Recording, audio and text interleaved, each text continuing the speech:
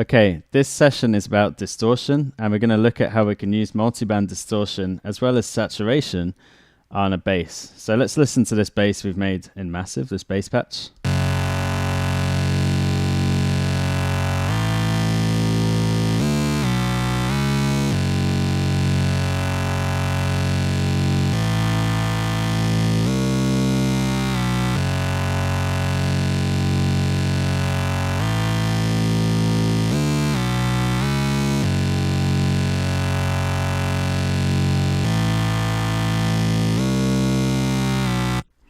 So I just showed you all of these windows, the chorus ensemble, the dimension expander, the 5 LFO settings, and then you can see the rest of the settings, parabolic shaper.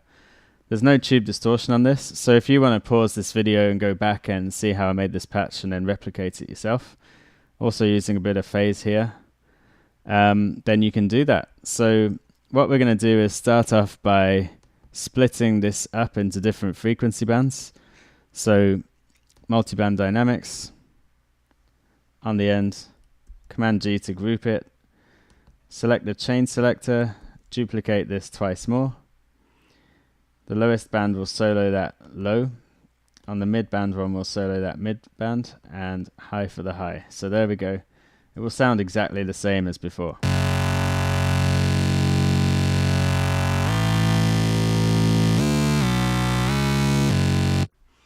The reason why we do this is because with distortion, you get a lot more control by using multiband distortion. If you apply a lot of distortion to your low band, basically it's not going to sound very good at all. So let's listen. And let's get a distortion unit from our plugins. We'll go to audio units and we'll put Camel Crusher onto the end of this chain. And that just has, we'll take off the compressor. So now it's just the tube distortion.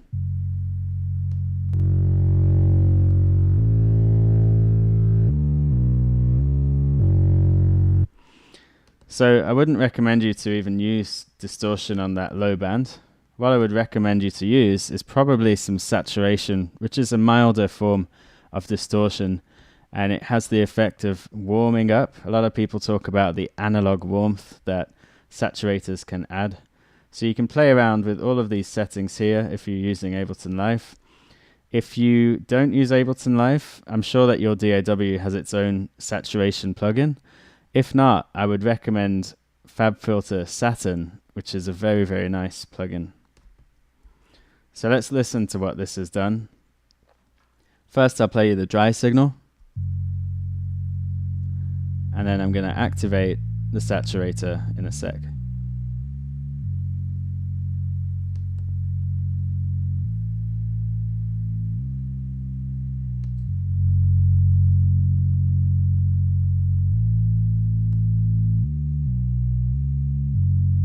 So that sounds a lot better than adding the compressor, sorry, the distortion. Okay, next we'll apply Camel Crusher to the midband, and let's listen to it with it off to begin with, or with the tube right down.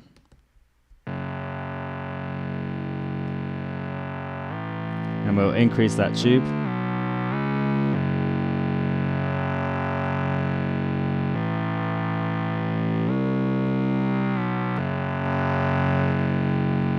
And that's probably enough for one distortion plugin. I wouldn't go much more than that because we can add more in series in a minute, and I'll demonstrate that later. Let's use the same plugin on this top band here.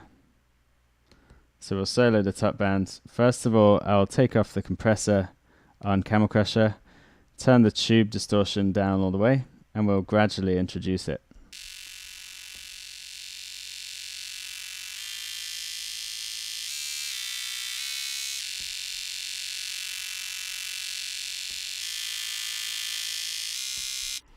Okay, good. So we'll keep this one here because I want to show you how it looks different to this one we're using on the midband. On the midband, we only got to about 9 o'clock, or we only got about 20% of the way round on this tube distortion unit. until things started to sound a bit too much. But on the high band, we could distort things a lot more. So let's have a listen to the overall sound now and see what we've done. First, dry. So I'll turn off this audio effect rack.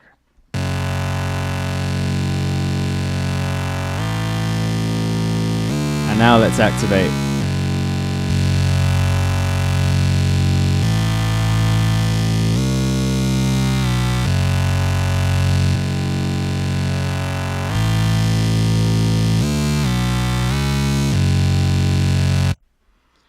Let's see how much more distortion we can add until things start to sound way too much.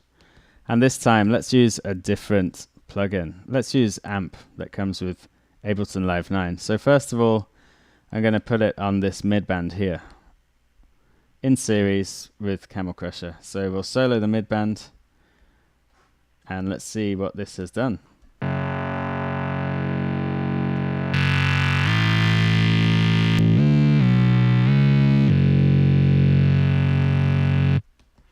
And on that blues setting there, if you listen, we're only playing the midband. But when we activate this with the blues setting on the amp, it adds all kinds of harmonics in the upper frequencies.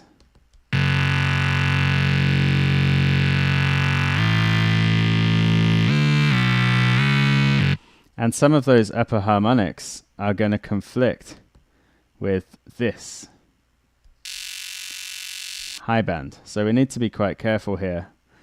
And you can experiment with all kinds of crazy EQing. So if we put a Pro Q unit on the end of this, if you use Amp, make sure you turn it to dual so that it's in stereo mode. Let's choose post and pre and post, sorry, and see the difference on this spectrum analyzer here of what that amp has done.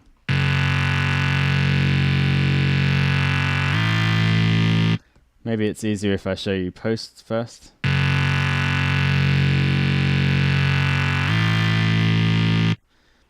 think the easiest way to demonstrate this is to actually insert another Pro Q here at this point, and now we can see literally before and after that amp.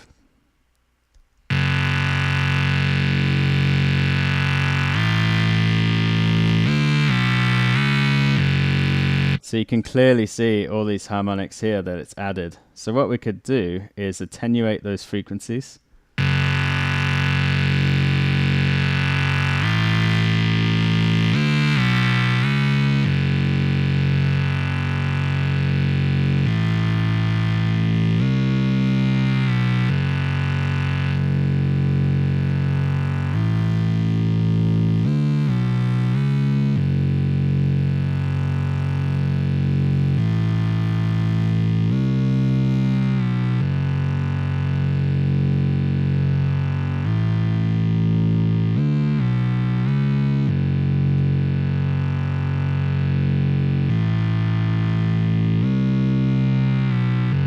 So that's one idea of something you could do. Another idea is that you could delete this EQ unit and go to your audio effects and get another multiband dynamics and put it on the end and just solo the midband.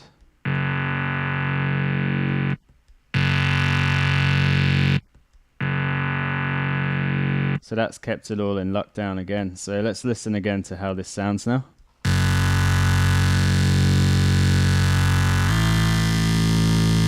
If I take off this multiband dynamics, you'll hear the difference it makes.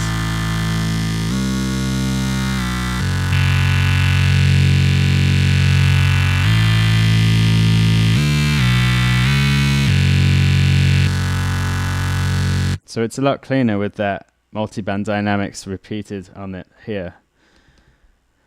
Now let's see if we can add more distortion to the top end.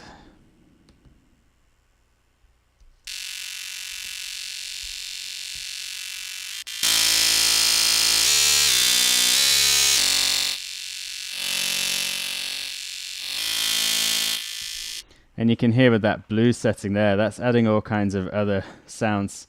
in the lower areas. So let's put an EQ unit, a FabFilter Pro Q on the end here. Turn the analyzer to post and just watch what happens as I bring the dry wet up.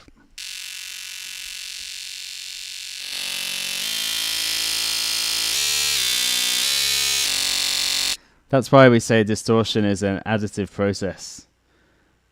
So again, we could introduce some distortion, and then to easily control that, we could just get another audio effect, get another multiband dynamics, put it on the end, and make sure this is in dual mode on the amp, and just select solo that high band. There we go.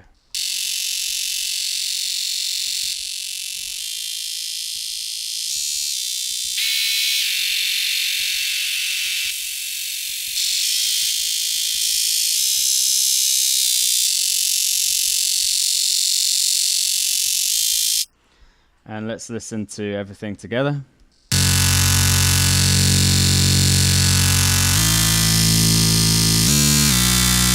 And let's remind ourselves of how it sounded before. It's come to life so much more than before, right? But I'm a bit worried about that high band. I think we've gone a bit too overboard there.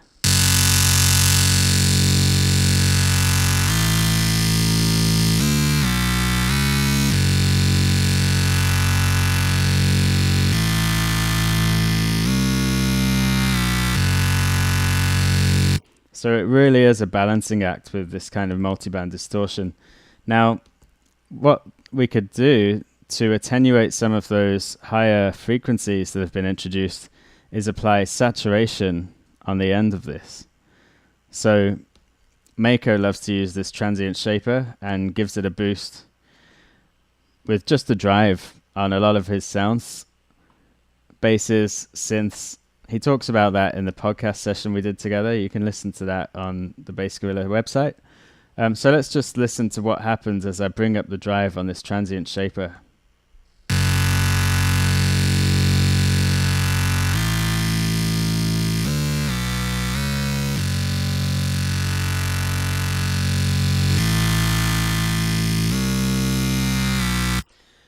It's actually bringing down the level of the overall bass sound, but somehow making it sound louder. And this is why Mako loves to use it, because it makes things sound louder.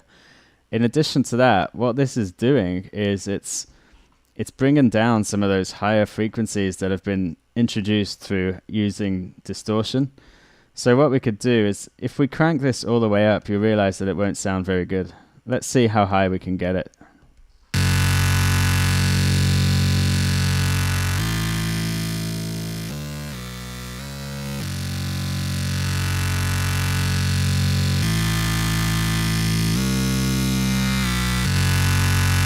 This is without the transient shaper drive. And I'll turn it on in a second.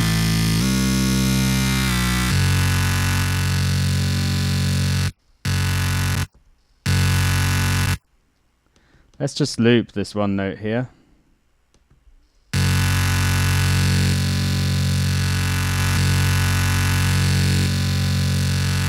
You can hear what that's doing. Now, one thing you could do is duplicate this unit a few more times and listen to how that sounds.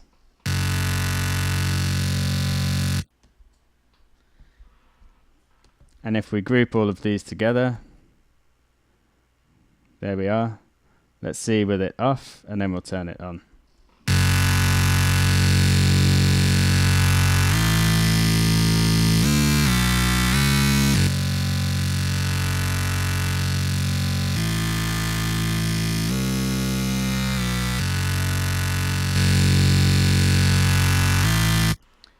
Okay, so let's see how the original sound was and just remind ourselves.